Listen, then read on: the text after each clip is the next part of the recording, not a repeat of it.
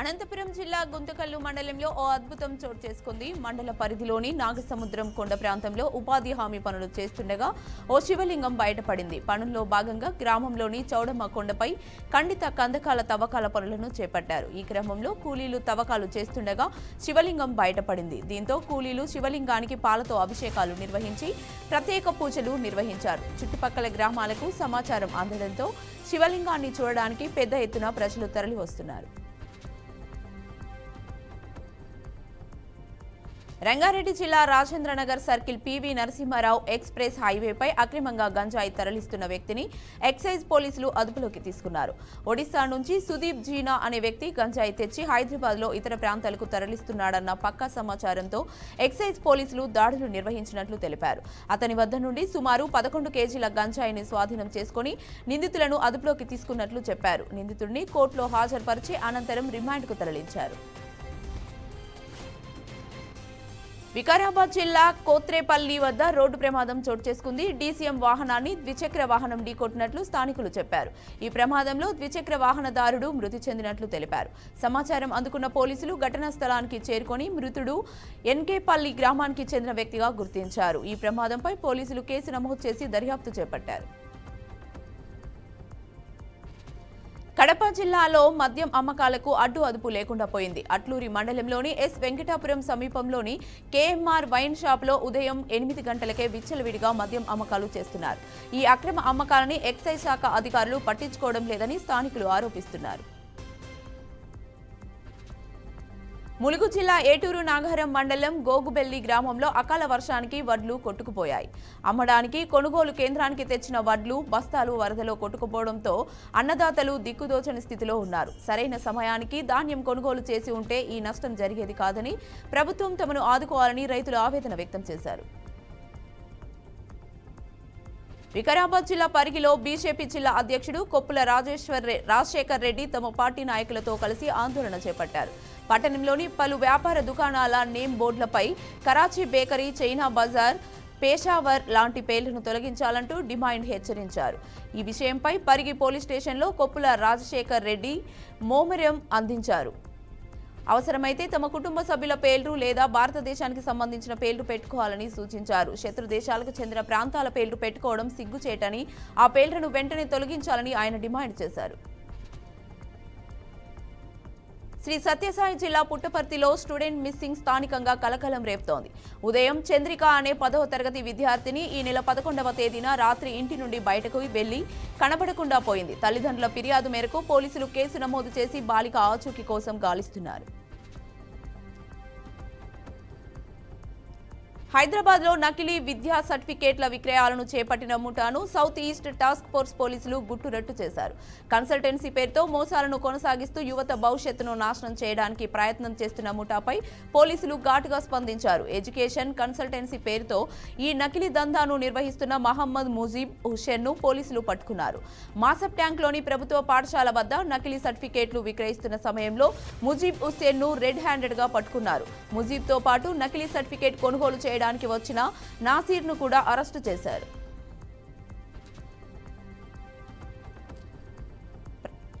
Party అధినేత KA Paul అన్నంత పని చేశారు. తనను టార్కీ వెళ్లకుండా ఇండిగో సిబ్బంది అడ్డుకున్నారని రచ్చ చేసిన పాల్ ఎట్టకేకు టర్కీ వెళ్లి అక్కడ మహారథి అనే వ్యక్తితో కలిసి ఓ వీడియోను రిలీజ్ చేశారు. మహాది చైర్మన్ తన పోస్ట్లో పేర్కొన్నారు. వీడియోలో పాల్ మాట్లాడుతూ పాకిస్తాన్కు టర్కీ మిస్సైల్ అమ్మిందని నిజమేనని అన్నారు. కానీ అమెరికా పాకిస్తాన్కు మిస్సైల్ అమ్మలేదా అని ప్రశ్నించారు. సౌదీ అరేబియాకు ట్రంప్ మిస్సైల్ అమ్మడానికి వెళ్లాడని చెప్పారు. ఈ యుద్ధంలో ఎంతో మంది మన దేశ పౌరులు ప్రాణాలు కోల్పోయారన్నారు. ఇదే న్యూక్లియర్ వార్ అయితే లక్షల కోట్ల మంది చనిపోతున్నారన్నారు. అందుకే రష్యా ఉక్రెయిన్ యుద్ధం సమయంలో అక్కడ తాను ఉంటానని చెప్పారు. మిస్సైల్ ఆపడానికి తాను టర్కీ వెళ్లినట్లు తెలిపారు. భారత్ పాకిస్తాన్ల మధ్య ఉద్రిక్తతల వేళ యూపీ సీఎం యోగి ఆదిత్యనాథ్ కీలక వ్యాఖ్యలు చేశారు. లక్నో వేదికగా జరిగిన ఓ సమావేశంలో సీఎం పాల్గొన్నారు. పాక్ ఉగ్రవాదాన్ని పెంచి పోషిస్తుందని ఆరోపించారు. ఒకరోజు అదే ఉగ్రవాదం పాకిస్తాన్ను కూడా మింగేస్తుందని హెచ్చరించారు. ఆపరేషన్ సింధూర్ పాకిస్తాన్ దుర్చర్యలకు సమాధానమని తెలిపారు. భారతదేశం వైపు వేలు చూపి భద్రతకు భంగం కలిగించే వారిని ఎవరూ వారి అంత్యక్రియలకు హాజరు కాలేరని పరిస్థితిలో ఉంచుతానని పేర్కొన్నారు. కర్ణాటక రాష్ట్రంలోని హుబ్లీలో దారుణం చోటు చేసుకుంది. 14 ఏళ్ల బాలుడిని 6వ తరగతి విద్యార్థి కత్తితో పొడిచి చంపడమే ఆరోపణలో పోలీసులు అతన్ని అరెస్టు చేశారు. హుబ్లీలో ఓ స్కూల్లో ఇద్దరు కలిసి ఆడుకుంటున్నప్పుడు చిన్న గొడవ జరిగింది. దీంతో కోపంతో ఊగిపోయిన 6వ తరగతి పిల్లాడు ఒక్కసారిగా తన దగ్గర కత్తితో 9వ తరగతి స్టూడెంట్ను పొడిచాడు. దీంతో అప్రమత్తమైన పాఠశాల యాజమాన్యం తీవ్రంగా గాయపడిన విద్యార్థిని స్థానిక ఆసుపత్రికి తరలించారు. 14 ఏళ్ల విద్యార్థి ఆసుపత్రిలో చికిత్స పొందుతూ చనిపోయినట్లు వైద్యులు తెలిపారు. దీంతో రంగంలోకి దిగిన పోలీసులు నిందితుడైన బాలుడిని జువైనల్ జస్టిస్ హోంకు పంపారు. ఈ సంఘటనపై పోలీసులు తీవ్ర దిగ్భ్రాంతి వ్యక్తం చేశారు. మహారాష్ట్రంలోని చంద్రపూర్ జిల్లాలో సిందేవాహి తాలూకా డొంగర్గావ్ అటవీ కేంద్రంలో ఇటీవల 3 మహిళలను హతమార్చిన పులిని అటవీ అధికారులు మంగళవారం పట్టుకున్నారు. ఈ నెల 10న తునికాకు సేకరణకు వెళ్లిన 3 మహిళలపై ఓ పులి తన పిల్లలతో కలిసి దాడి చేసి హతమార్చిన విషయం విదితమే. దీంతో అధికారులు రెస్క్యూ ఆపరేషన్ ప్రారంభించారు.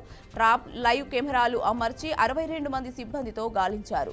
3 రోజుల తర్వాత డొంగర్గావ్ అటవీ ప్రాంతాల్లో పులి కదలికలను గమనించి మత్తు ఇంజెక్షన్ ఇచ్చి స్పృహ లేకుండా చేశారు. అనంతరం చంద్రపూర్లోని ప్రత్యేక కేంద్రానికి తరలించినట్లు ఎఫ్ఆర్ఓ విశాల్ సాల్కర్ తెలిపారు. దాని పిల్లల కోసం గాలిస్తున్నట్లు ప్రకటించారు.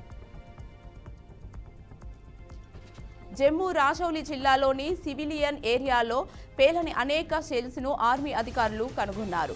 వీటి కోసం భారత సైన్యం, జమ్మూ కాశ్మీర్ పోలీసులు ప్రధాన ఆపరేషన్ను కొనసాగించారు.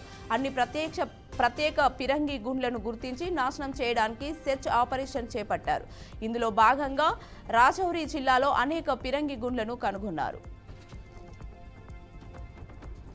భారత్ పాకిస్తాన్ ఉద్రిక్తల సమయంలో ఉగ్రవాదులకు వత్తాసు పలుకుతూ పాక్కు అండగా నిలిచిన టర్కీ ఊహించని షాక్ తగిలింది.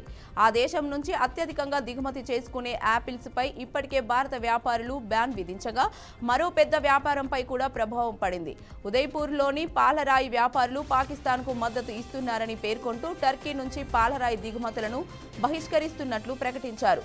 ఉదయ్పూర్ మార్బల్ ప్రొఫెసర్ల కమిటీ అత్యవసర సమావేశాన్ని ఏర్పాటు చేసి టర్కీ నుంచి పాలరాయి, గ్రానైట్ దిగుమతిని వెంటనే నిలిపివేస్తున్నట్లు ప్రకటించింది.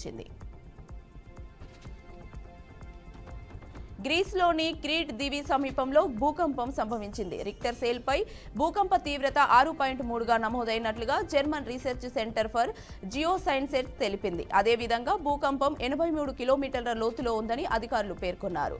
ఈజిప్టులోని ఉత్తర తీరాల నుంచి 431 కిలోమీటర్ల దూరంలో భూకంప కేంద్రం ఉందని తెలిపారు. భూ ప్రకంపనాలు దాటికి భవనాలు, ఇల్లు కంపించడంతో ప్రజలు ఒక్కసారిగా తీవ్ర భయాందోళనకు గురయ్యారు. ఈజిప్టులోని కైరోతో పాటు ఇజ్రాయెల్, లెబానాన్, తుర్కియే, జోర్డాన్లోనూ భూ ప్రకంపనాలు వచ్చాయి. భూకంపంతో ఎటువంటి ప్రాణ నష్టం, ఆస్తి నష్టం జరగలేదని గ్రీస్ ప్రభుత్వం తెలిపింది. సునామీ వచ్చే అవకాశాలు ఉన్నాయని తీరం వెంట ఉన్న ప్రజలు వెంటనే అక్కడి నుంచి స్థానిక అధికారులు హెచ్చరించారు.